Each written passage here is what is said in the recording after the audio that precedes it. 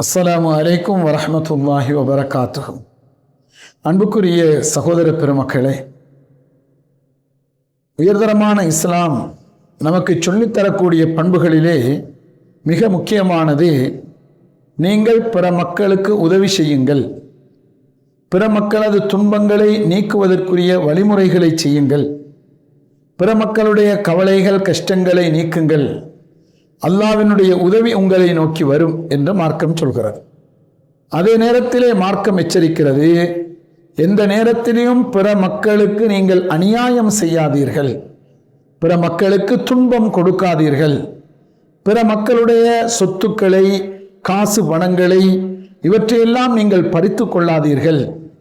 பிற மக்களுக்கு நீங்கள் துன்பம் கொடுத்து துயரம் கொடுத்து அவர்களுக்கு அநியாயம் செய்யப்பட்டால் அது மிகப்பெரிய தண்டனைக்குரிய குற்றம் என்று மார்க்கம் நமக்கு சொல்லித் தருகிறது.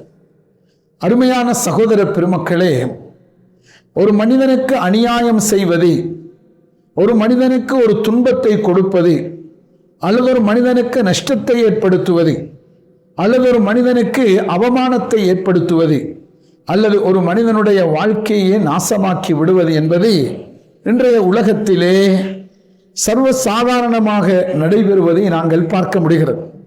அடுத்தவர்களுடைய நலனில் அக்கறை இல்லாத ஒரு சமுதாயம் உருவாகி வந்து கொண்டிருப்பதை நாங்கள் பார்க்கிறோம். குறிப்பாக வளர்ந்து வரக்கூடிய இன்றைய காலகட்டத்திலே அவ்விதமான காட்சிகளை, அவ்விதமான விடயங்களை எல்லாம் இன்றைக்கு நான் பார்த்து கொண்டிருக்கிறோம். அருமையான சகோதர பெருமக்களே, பிறருக்கு அநியாயம் செய்யக்கூடாது.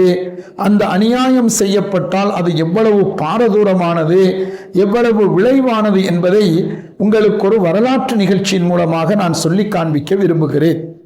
ஒருமுறை மன்னர் ஹாரூன் ரஷீதினுடைய மகனார் மாமூன் ரஷீத் என்று சொல்லக்கூடியவர் மார்க்க கல்விதனை கற்பதற்காக வேண்டி ஒரு மிக பெரும் ஆசிரியர் பெருமகனாரிடம் வருகிறார்.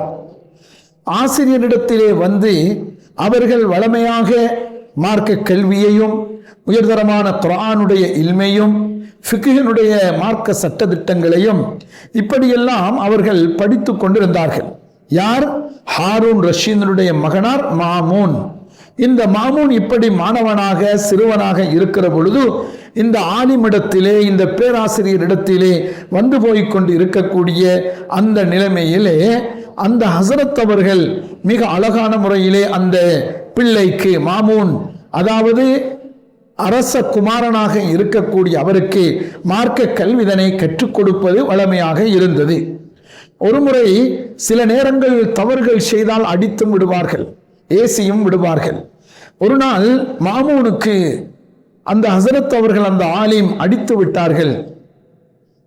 அந்த நேரத்திலே அந்த ஆலிமை பார்த்து மாமூன் கேட்கிறார், லிமல் அரப்தனி, என்னை எதற்காக வேண்டி நீங்கள் அடித்தீர்கள்? காலல் முஅல்லிமு உஸ்குத். ஆசிரியர் பெருந்தகை முஅல்லிம் அவர்கள், அந்த ஆலிம் அவர்கள் சொல்லிவிட்டார்கள், பேசாமல் இரு, உஸ்குத். எவ்விதம் இன்றைக்கும் ஒரு ஆசிரியர் ஒரு மாணவனை பார்த்து ஏதாவது ஒன்று பேசினாலோ ஏதாவது ஒன்று கேட்டாலோ சும்மா இரியப்பா என்று சொல்லிவிடுவதைப் போல, சும்மா இரு என்று சொல்லிவிடுவதைப் போல அதட்டி விடுவதை பார்க்கிறோம். வேறு ஏதாவது வார்த்தை பிரயோகம் செய்து விடுவதை பார்க்கிறோம். அல்லது அவருக்கு இன்னும் பிறம்பினால் 2-3 போட்டு விடுவதை, சாத்தி விடுவதை பார்க்கிறோம். இப்படியான முறையிலே உஸ்குத், சும்மா இரு, மௌனமாக இரு என்று சொல்லிவிட்டார் அந்த ஆசிரியர் பெருந்தகை.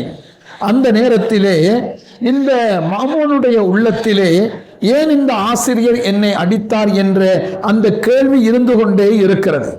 அதிக நாட்களாக மதரசாவுக்கு வருகின்ற காலமெல்லாம் இந்த மாமூன் அந்த ஆசிரியரிடம் கேட்டுக்கொண்டே இருந்தார், எனக்கு என்னை ஏன் அடித்தீர்கள் அன்றைக்கு?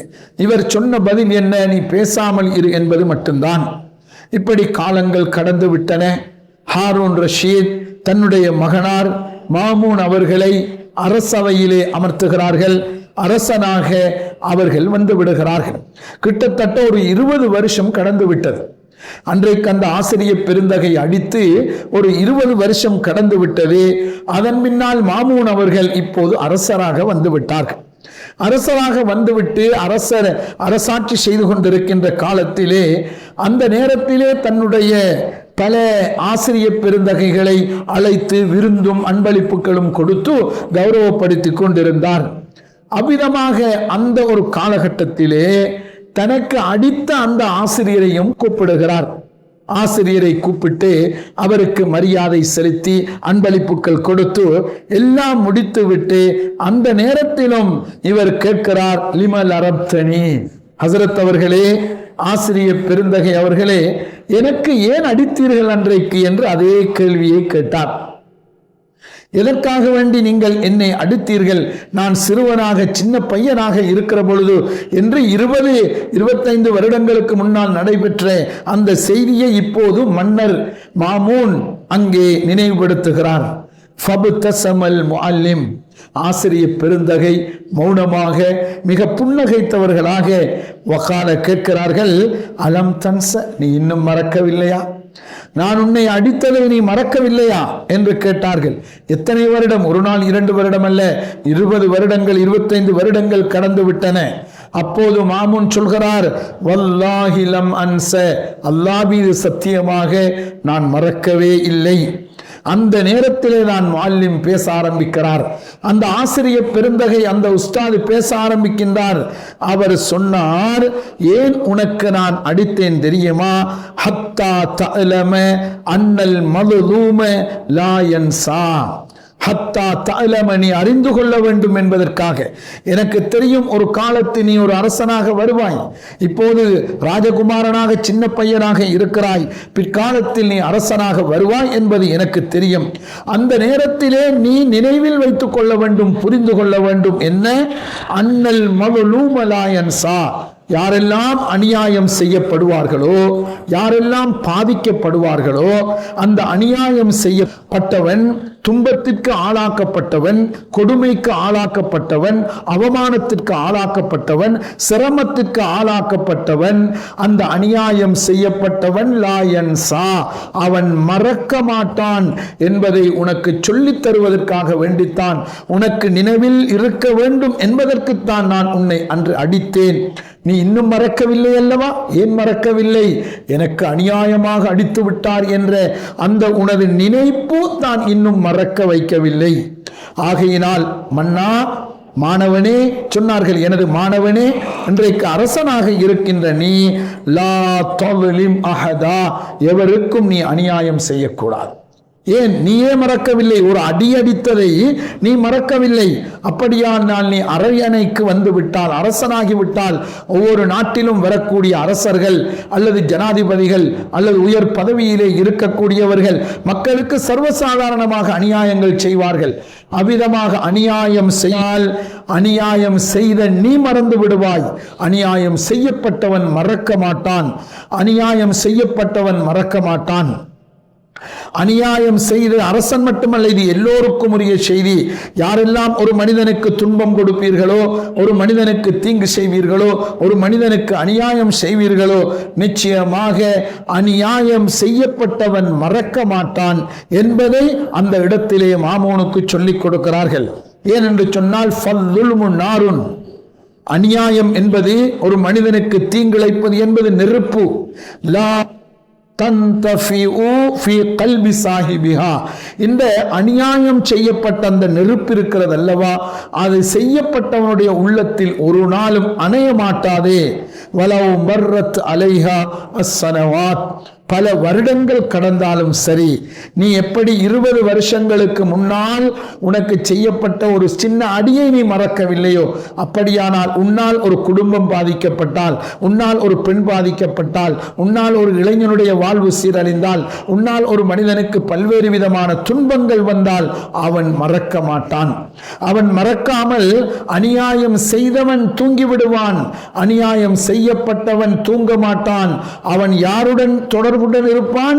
சர்வலோகத்தையும் படைத்து ஆளுகின்ற தூங்காத எந்த விதமான தூக்கமும் இல்லாத அல்லாஹ்வுடன் தொடர்புள்ளவனாக அவன் இருப்பான். அந்த நேரத்திலே உனக்கு எதிராக அவன் பதுவா செய்கிற பொழுது, உனக்கு எதிராக அவன் கையேந்துகிற பொழுது அந்த விடயத்துக்கு அதுக்கு நீ பாதிக்கப்படுவாய். அதனால் தான் நபி ஸல்லல்லாஹு அலைஹி வஸல்லம் சொன்னார்கள், அநியாயம் செய்யப்பட்டவனுடைய துஆவுக்கும் அல்லாஹ்வுக்கு இடையில் திரை இல்லை என்று சொன்னது இதுதான்.